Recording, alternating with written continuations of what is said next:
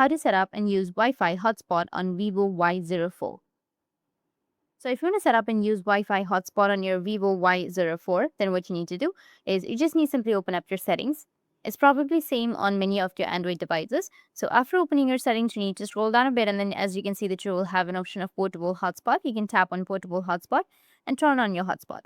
Or you can just simply go back, go with your SIM cards and mobile network.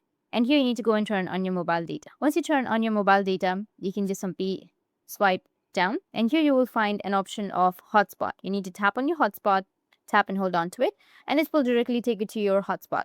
You can go and enable that. You can also set up your hotspot if you've not yet set up. Then you just need simply tap on it, and you will have the SSID and then the password. You can just simply go and enter the name and create a password, and after that, go with the tick which will be on the top, and your hotspot will be created. That's how you can set up and use Wi-Fi hotspot. And if you have any questions, feel free to comment below. Thanks for watching.